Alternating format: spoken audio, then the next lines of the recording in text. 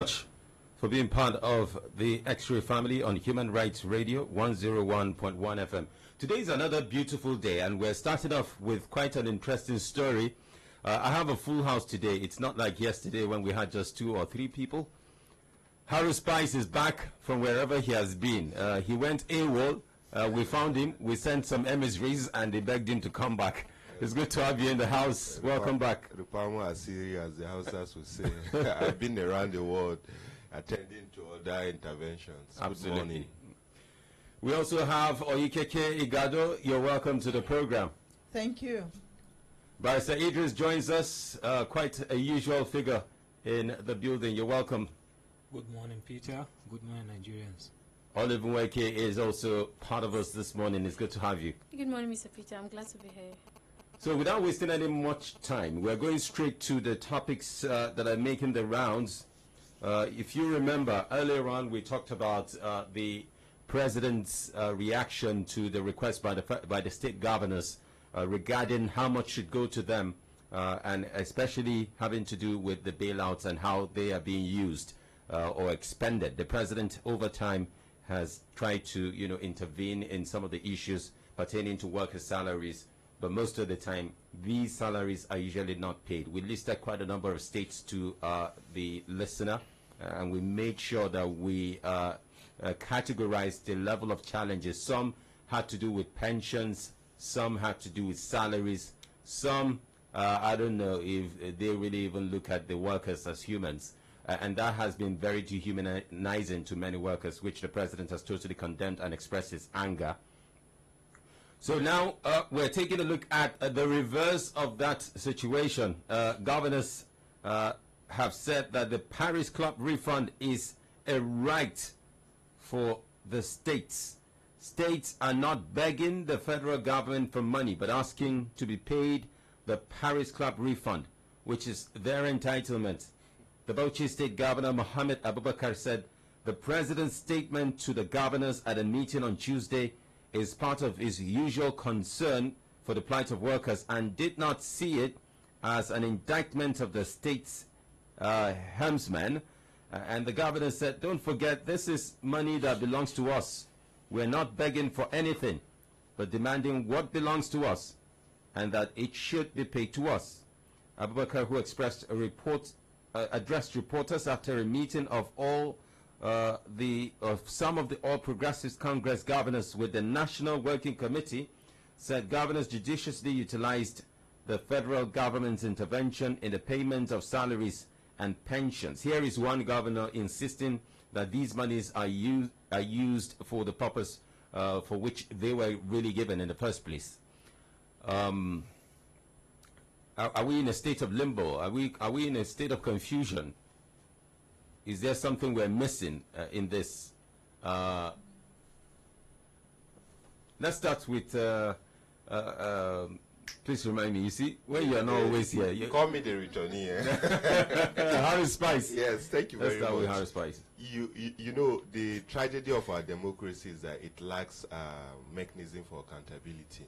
In a serious climb, a governor wouldn't have been talking like this. I'm sure impeachment proceedings would have been flying left, right, and center across the federation.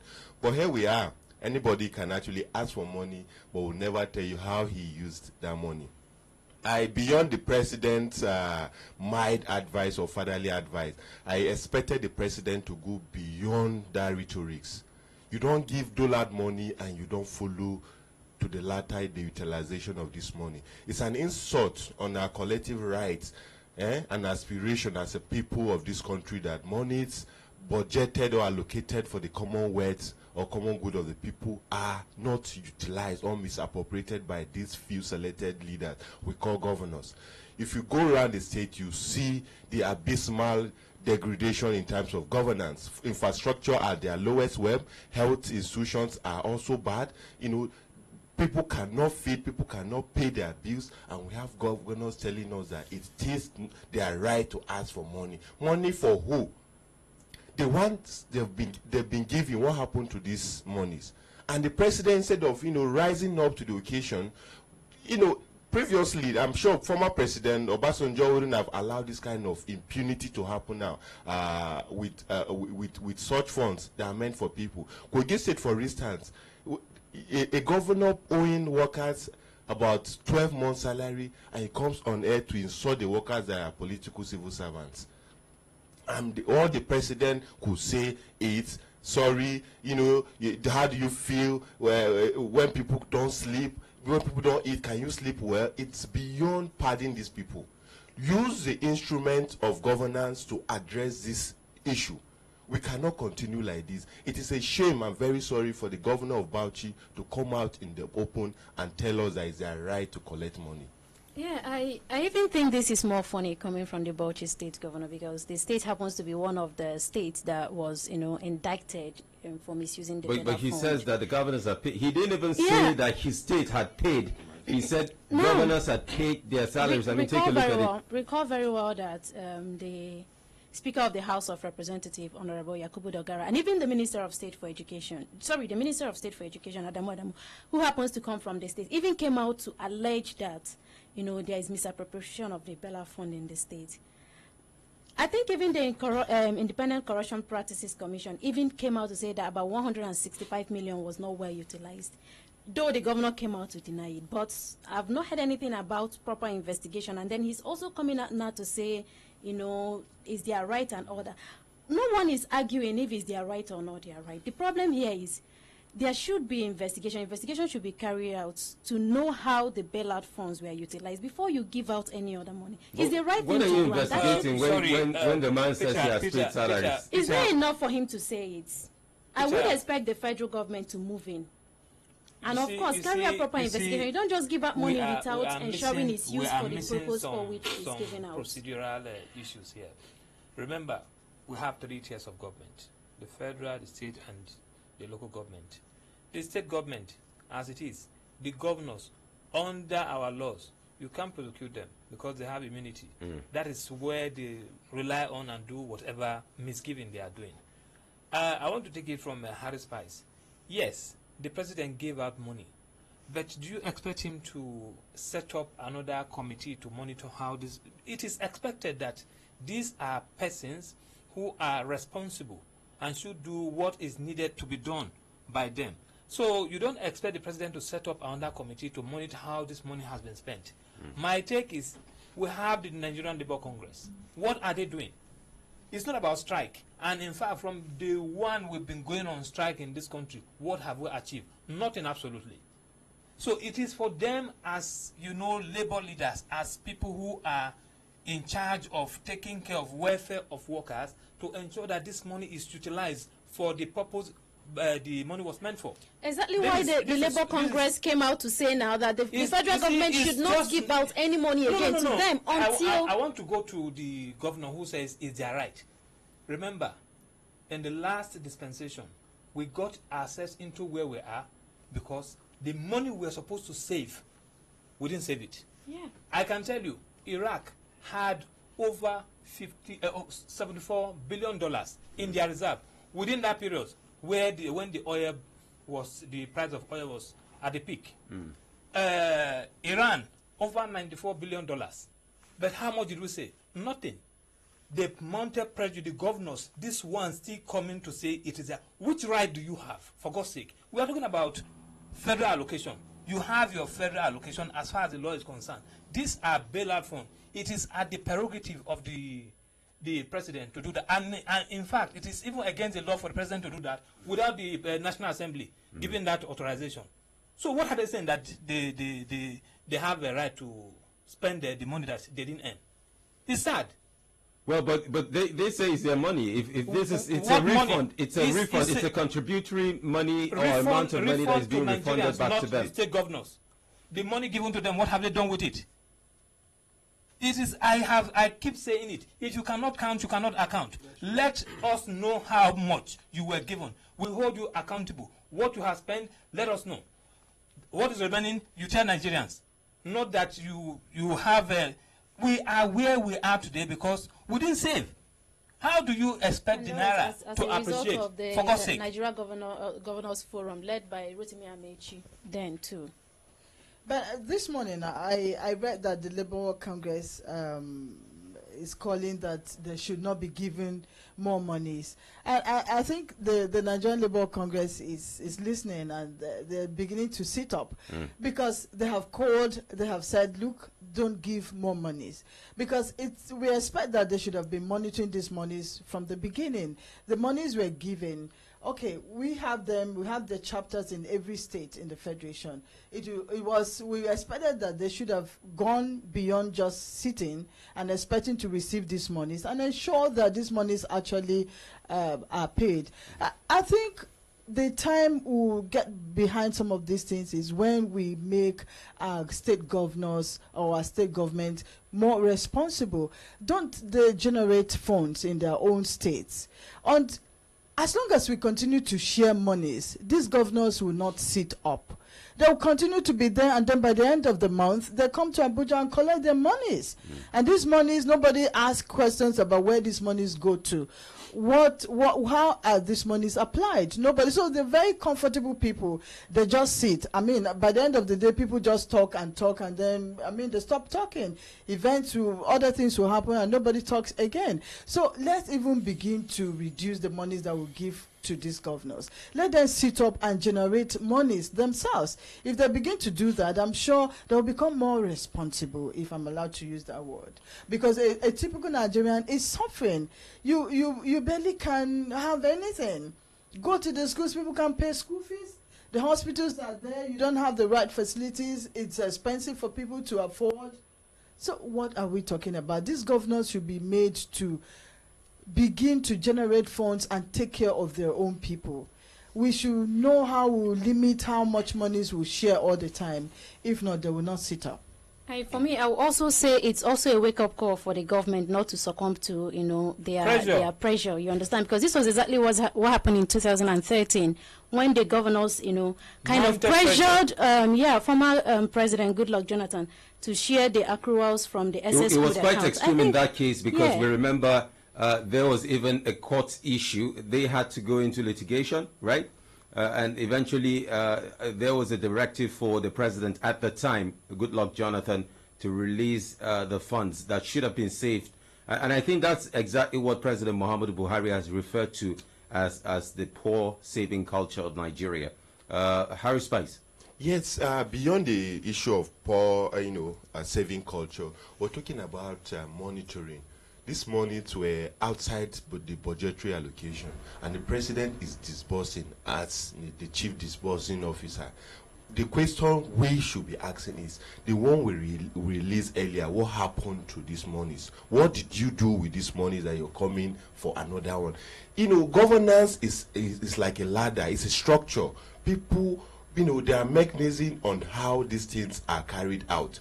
As the president, it is expected that with the retinue of 8 ministers around him, monies released for state government should be monitored. We're not saying they should interfere with the democratic structures or running of government in these states, but talking of money released by the federal government. The state House of Assemblies are as docile, and indolent as the other structures of government at that level. If you go to state, you understand what we're talking about. Nobody's asking questions on how monies are spent. You understand? Like, we had the Paris Club reform, we have the bailout fund, there's a monthly federal government allocation money that comes to states every day. These people, what are you doing with this money? I've traveled in the last 1 week or 2 weeks. I've traveled around to rural communities from Kogi down to Kaduna.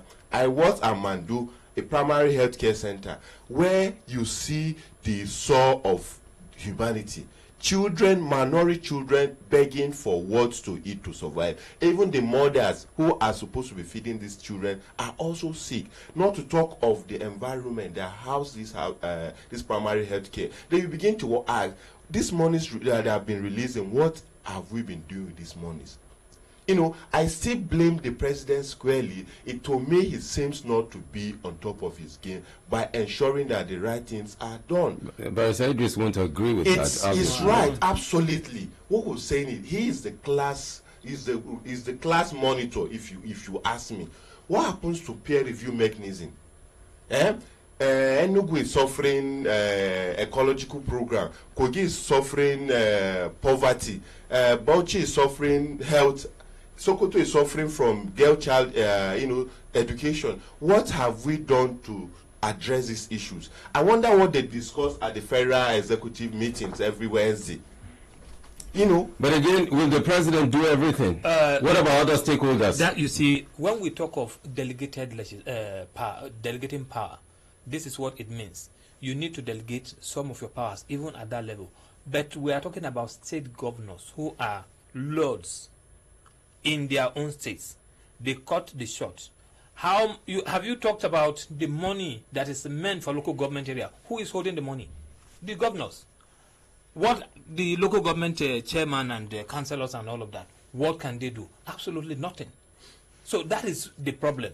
You see, when we are talking about all of this, something happened in Zamfara State years back when we lost over 144 children to lead poisoning.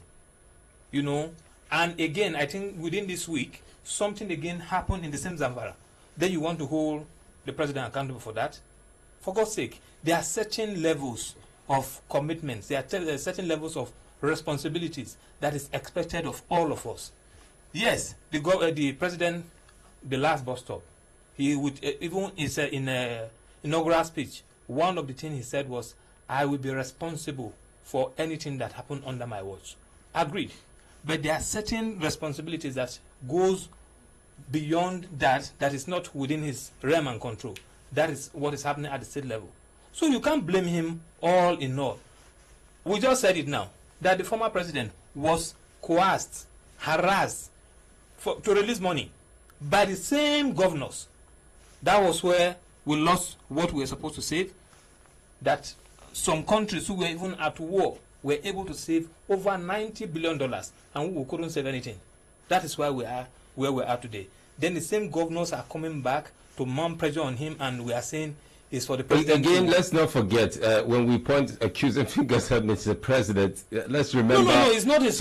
Let's remember. I mean, I'm not referring to you, Barrister, but again, let's remember that some of these things were piled up. There are piles and piles of mistakes from previous governments. Of course, that and is Nigerians why themselves. Because when the previous government wanted to remove fuel subsidy, it was Nigerians and the Nigerian Labour Congress that stopped it from happening.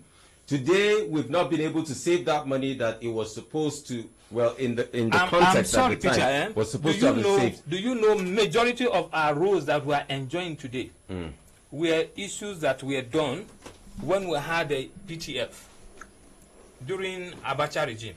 What happens to this excess fund? It's the same thing that we are talking about, bailout fund and excess fund that the governor are requesting that they want to spend. Not spending for the people. If they are spending, and we are saying that yes, it's spent for developmental projects and activities like that, fine, let it be. But we are not seeing what they are doing. Some of the governors had made the mistake previously, and they are not governors anymore. So we have new governors in certain states now. Those governors are collecting pension. Even some who are at the National Assembly, collecting pension from their state and still earning money from National Assembly. What manner of country are we, for God's sake? Yes, that's why governance is all about solution. We have the president who came with all the gamut of experience. He's supposed to be on top of his game, by stopping the incidents of yesterday. Obviously, what happened yesterday is what is still happening today, because there are no control mechanism. We can't continue to say these governors are powerful when we have a commander-in-chief of the armed forces of the Federal Republic of Nigeria. You want him to go and declare war? You don't have to fight. You don't have to fight to ensure that monies meant for collective wealth of the people are utilized. We're talking of mechanism here, control and accountability mechanism. What is the president doing to ensure that monies released are used for Nigeria? When you go to the rural communities, what you hear is government, this Buhari government now, wow. You don't hear this Ambode government now, wow. It's Buhari's government we're talking about. And he, as the class captain of the Nigerian project, should be held, responsible for whatever the governors are doing. We're talking about 36 governors.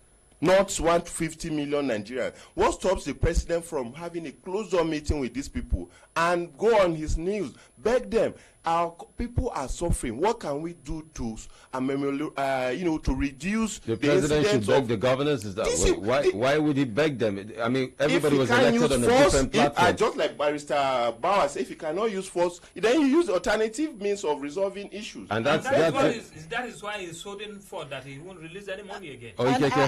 And apart from the president and the governors, I also believe that we as a people, we also need to hold these governors accountable. I think we should put in place a means, especially as civil society organizations should begin to mobilize people, not in terms of protest, but at least enlighten Nigerians on the need to follow the budget, on the need to follow monies that have been appropriated for each project. Usually, but as long as people also will not get up and ask questions, these governors will remain like lords. Ask questions. Yes, but there's a place we can start from. We can continue. I mean, we've not been asking, but we can begin to ask.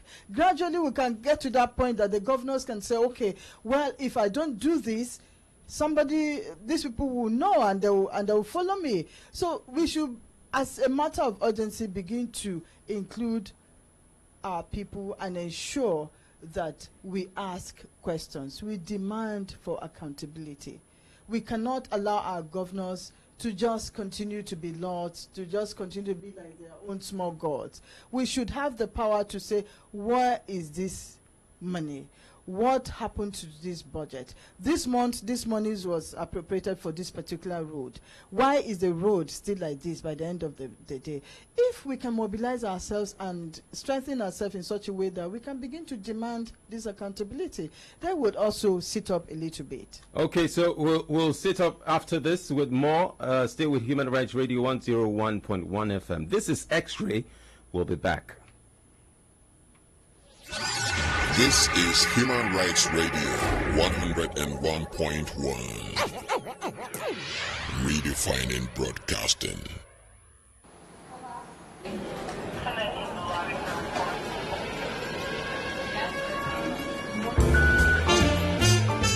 Security is the degree of resistance or protection from harm.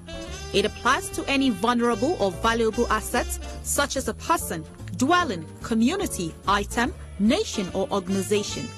There are, however, various types of securities, such as preventive, detective, as well as responsive security. Hello and welcome to Security and Safety Anyanya, a program designed to tackle security and safety issues in our environment.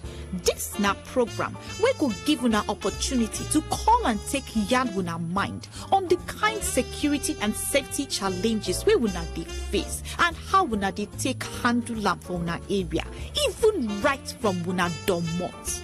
In the course of the program, we go to bring come studio people we don't sabi security and safety matter well.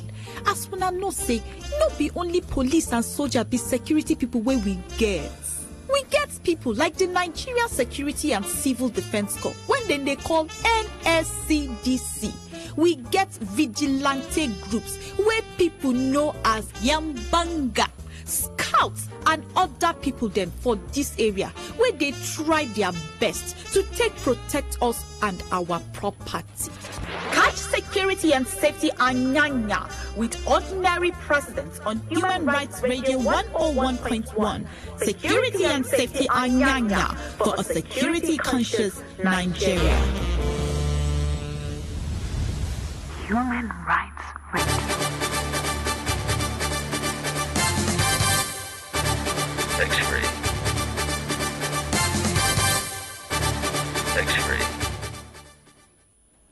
Welcome back to X-Ray on Human Rights Radio 101.1 FM. The governors on the spot here.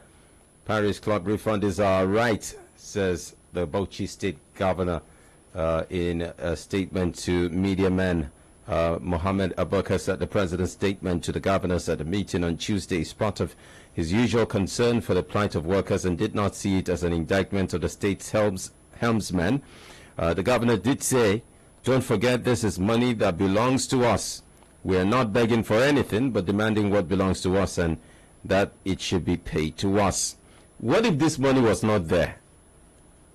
And that's why I was saying that these people should also begin to generate their own monies. Supposing these monies, so what would have happened?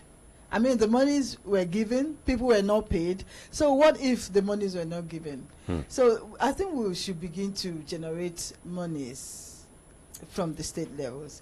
Let them take care of themselves. You know, just like what talking about structure, governance structure. Once you don't have a structure that checks, how monies are used or appropriated, this is what you have. Ordinarily, a state governor is not supposed to have too much access to funds, because as they come, they are released into subheads, into different units or intervention area. But in this part of the world, money comes in like in Ghana must go, and the governor sits on it and does out in piecemeal to his local government chairman, to his what is it called? House of Assembly members. So these monies are not used for project. That is why you see them always fighting for money. Ordinarily, if this money should come directly and goes into subheads, directly into accounts of local government, we won't be having a situation where a governor will have to wait or come to Abuja to collect money. But because when you give them this money, you don't even ask them how they spend it, so the urge to always have more money will always be there.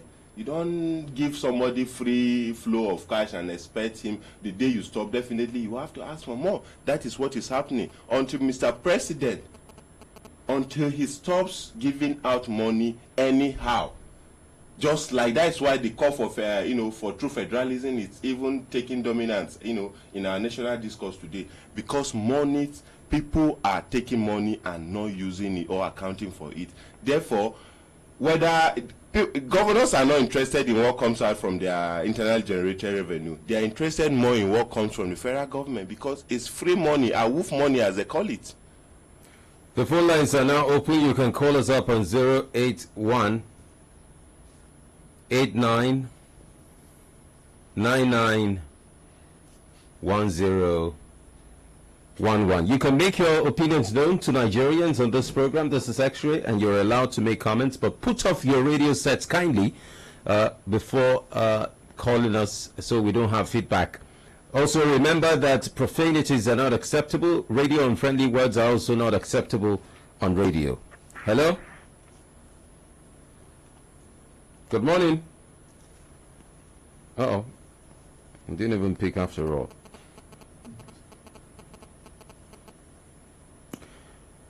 So let's keep calling and then hear from you. Hello? There's something wrong. Each time I pick, it just goes off immediately. I think it's a network issue. But don't give up. Keep trying, and let's see what you have to say. Uh-oh. There's something obviously wrong. Okay, so before we pick more calls, let's also take a look at another topic. Quite an interesting situation that has occurred just recently. I think there's a problem with the phones.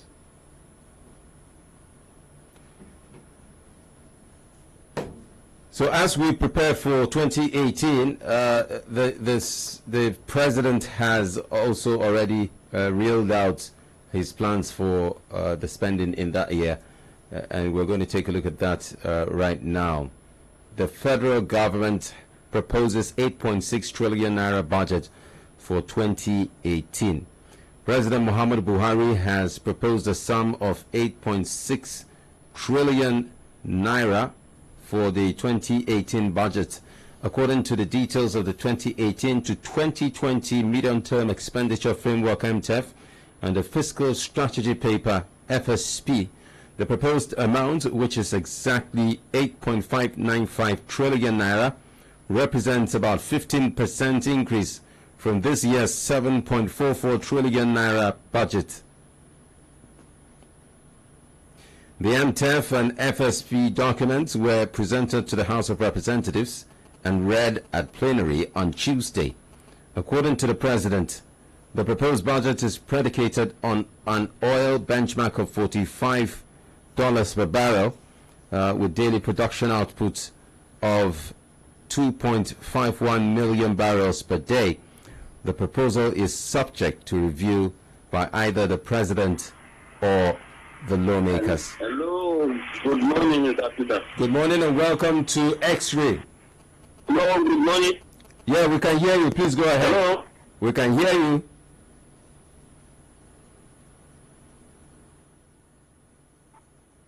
Hello. Hello, good morning. Welcome to X-Ray. Good morning. We can hear you. Go ahead. Good morning, sir. Yes, we can hear you. Please go ahead. The calls are fighting. Hello. Hello, good morning, Mr. Peter. You're welcome to X-Ray. Hello. Yes, we can hear you. Please go ahead. Hello. Wow. We can hear you. So what's your reaction to the budget proposal so far? You think with all these reeling out of figures, we're going to have a lot of hope in Nigeria so far, or things will get better in 2018? Let's start with Barrister Idris. Well, Peter, the truth about it is the one that we are dealing with at the moment, the 2017 budget. How much of this have we spent, and what is the ratio, of the spending rate from the time it was approved to now? If you look at that, that will tell you that as we speak, even this 2017 budget, we cannot appropriate or spend all the money, appropriated for this 2017. So that's a bigger challenge. It's not about appropriation, it's about actually, going to spend the money. We are talking about issue of bailout earlier. Part of the problems we are facing today, which is poverty, is as a result of the fact that we are not focusing on capital projects where people will be engaged and then they can earn for themselves. So it's a big problem. I don't see how we can run through that amount of money for the period that the president is proposing, when we cannot even finish what we propose for this year. Spice? Yeah, good thing it is that for the first time in October, the budget is being, prepared. It's a good thing. It's commendable. The Minister of Budget and Planning should be, applauded for that. My expectation or my hope is that I hope the National Assembly will not keep this until maybe the half of next year to actually begin deliberation on it. It is high time we begin to follow squarely, the structured template of our national budget. The end of the year is December. In a situation where we operate our own budget in the middle of the year, starting from, maybe let's say June, is not actually a good one for planning. So it's a good thing that this has happened now, and it's commendable. Okay, so the phone lines are still open. You can still try. Hello. Hello. Good morning, Mr. Peter. Good morning. Can you hear us? Yes, I can hear you now, loud and clear. All right, please go ahead. Yes. God bless your guests over there. They are trying for this Nigeria. So this is my solution. You see, in this aspect, if the governors actually they operate this because they have immunity, is that not? So this immunity of the thing we are talking about, is it not the National Assembly, didn't they have power to remove this immunity? Did they have the power? Okay, you want us to answer that for you?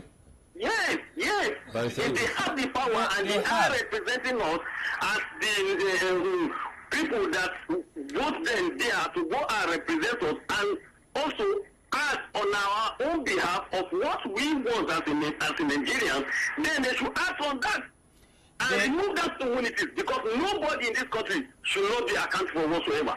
The National Assembly can remove that power, but it's a constitutional matter that require the constitutional.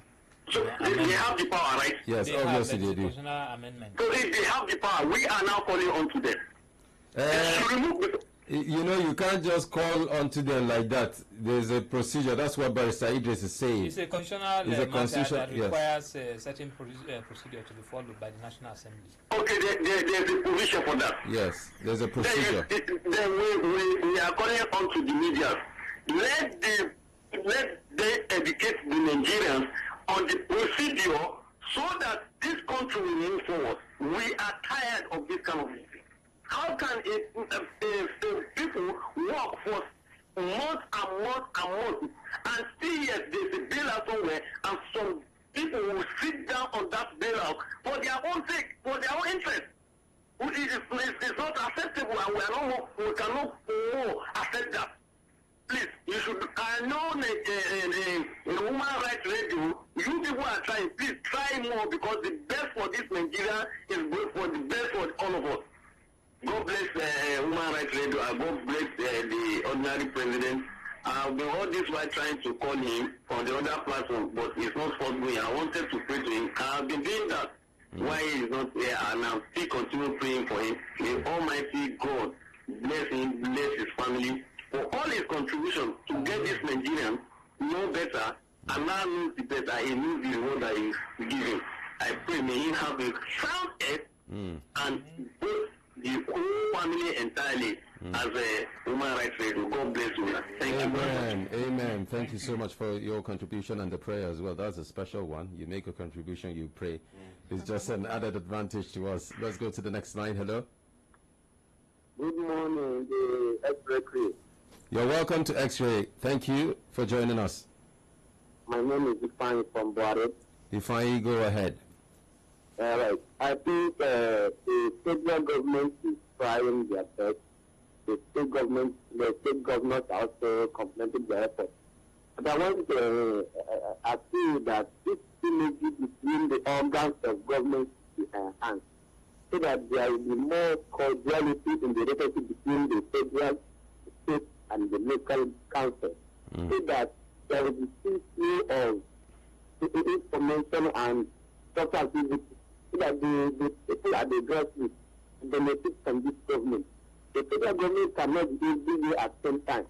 The governors give their hand that will be extended to the local council, so that the masses will benefit. And on this note, I want to also commend some governors who are really using what is needed for the benefit of the masses. There are governors who are really putting subjects on the ground. But the problem we have now is that no government is really getting it right. It's either we are facing infrastructure development and the framework infrastructure is indicated in the background, or you are taking another one, another one is after. So I really thank this government to see that governors in their proposals is giving them money. They just allocate money for locating states. After they are mostly other money that become affected, we should bring their proposals. So they want to do with this money. And then the government going to monitor the way and manner this money are expended. I want to thank you for the good job you people are doing in the studio, and to thank the family of human rights people and all of us who are also members of this family. God will bless all of us and give us the grace to continue doing what is needful for the benefit of mankind. God bless you all and have a nice day. Amen, and thank you so much, Ifeanyi. Ifeanyi is a regular caller on the program. Go ahead and call us up, 081 8999 1011. Hello? Good morning. Good morning and welcome to X-Ray. Yeah, I'm calling from Tuesday. All right, go ahead. Yes, I totally agree that the discussion we have on the program this morning is very, very vital. But my question is I think that it's a high time to educate people to be asking questions, knowing how they are formed and all the rest include. I ask the question, how can a man like me, an ordinary person like me, can question governor or question the House of Assembly or the representative or the chair or some local government? Why when they are entering that place, they told us that they are going there to speak for our mouth. And I believe that many of them, they do contact, they interact with them. And we found out that when we discuss our problem today, the result will not say anything. So if the government are not using their money very well, and the resources we have in our state very well, what is the work of House of Assembly in India? What is the work of the representative working in India? If you not for them to patient with governance, this is not being law. Your people are crying. What are they doing? Are they telling that to taking the money in jail? I think it is the high time that they should know that we all are not free. In the other side, the president will not die. President is trying. But where I am blaming is that we should have a kind of cabinet that before you release that money to any governor, they must know what governor will use it to actualize in their state. And not every year they come and collect it as a salary. Every year they come and collect it as a salary. December they come and collect it as a payment of December period. And they are not using it for anything. So the people should be set in the cabinet that if the money is given to the state and they are not using it appropriately, then they should be patient and penalized. That's mine. Thank you. Thank you so much for your contribution on X-ray. More calls coming in on the program, and we still have more time to take quite a number of calls before we wrap up the program. But again, people are calling for the need for accountability from the state governors. Obviously, the immunity needs to be reviewed from what people are saying. What do you think, Harry Spice? You know, we don't need the removal of any immunity before the right thing is done. What we're saying is that these monies are given to governors. Governors are the representative of the people at the state level. It doesn't require any rocket science for you to administer governance to your people. We need to change our mindset and attitude as leaders. These people elected you there. It is your responsibility to make them happy. It is actually wicked, it is mean, it is barbaric to have a situation where workers are not paid salary and you have the audacity to justify why you're not paying these salaries. I always use Kogi say, for instance, well, why should a governor with all the experience of governance take almost 2 years doing screening of workers that are not even up to 5 million? And you're holding forth to these monies without releasing them. I think we should blame President for that as well. Yeah, we'll come to that. The president ought to have called these people to order. Why? These people are Nigerians like you and I. Why haven't you finished your screening for almost 2 years? The people of Kogi State, what have they done to ensure that there's a limit? There's a limit to what you do. The state, the governors uses the instrument of coercion to actually silence these people. We are in a country where if the president doesn't take things, with care and using some skills, they will say it's interfering in state affairs. That is why there's nothing wrong in positive interference. We're talking of peer review intervention. He is a peer. The governors are peers to the president. Agreed. They are his servants. He sent them to watch. The people of the states. The people sent them. The president. The president is also accountable to the people. I think we should know that. My talking about sending them is not electing them. Who will say, okay, why is he giving them money if he has no control over them? He's giving them money because he wants things to be done. And these things are not being done. What is the man doing? The statement the president made that he asked them question. How can you go to sleep knowing that your workers have not been paid? Let me say, the president is asking this question 2 years after.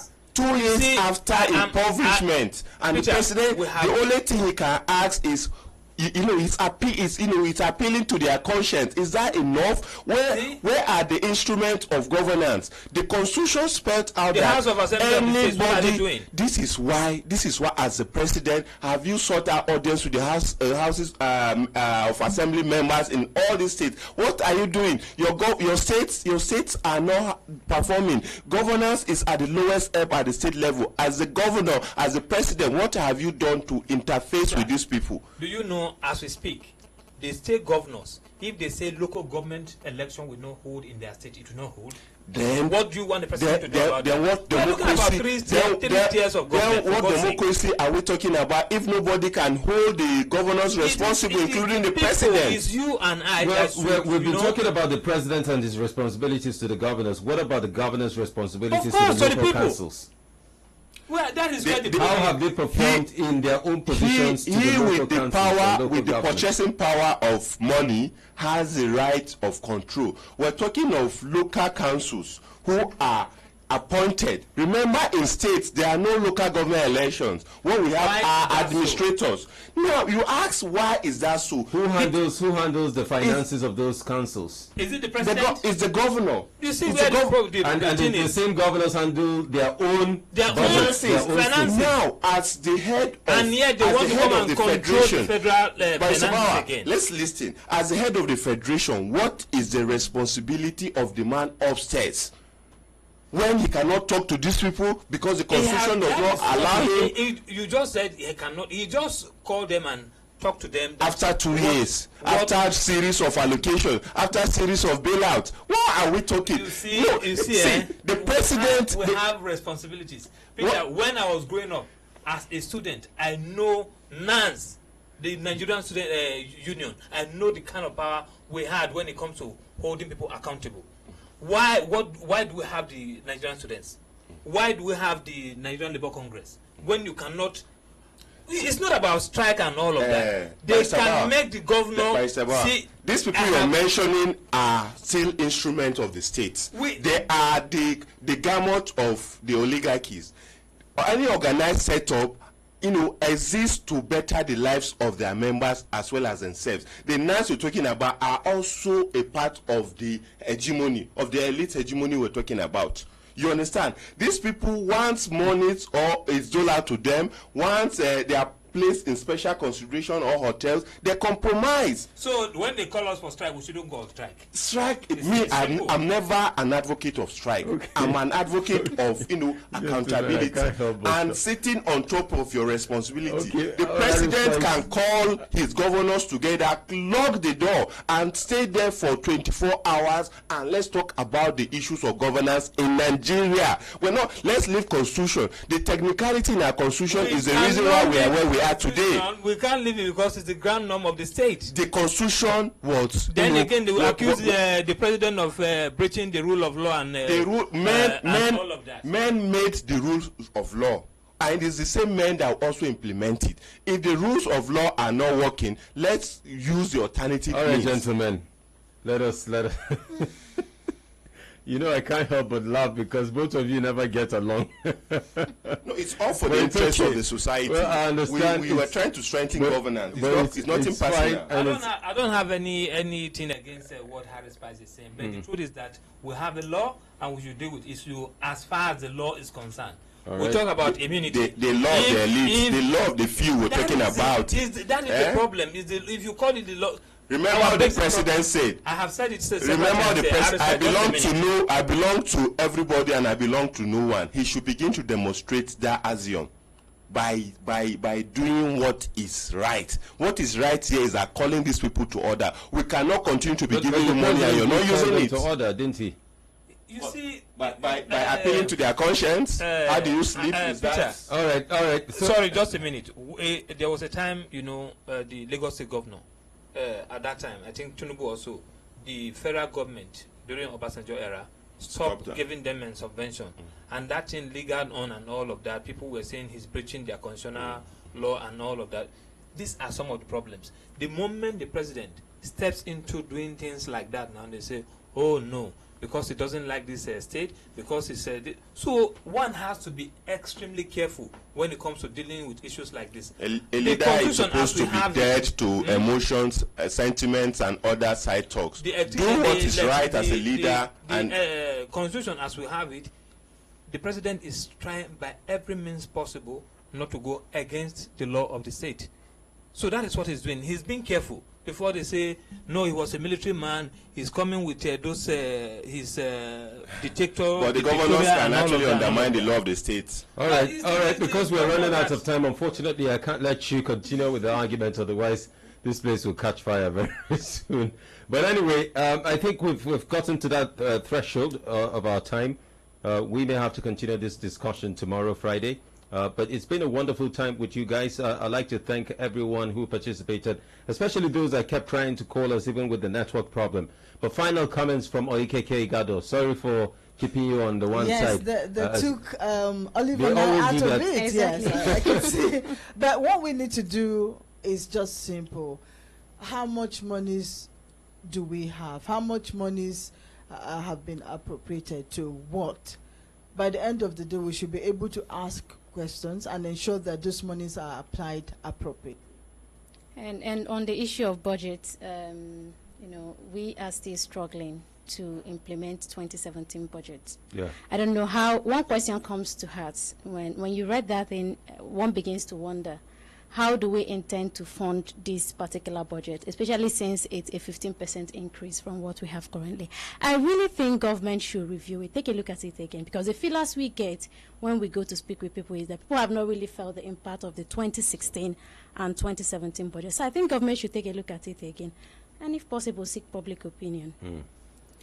People will not feel the impact of the government if and when we don't engage in capital projects.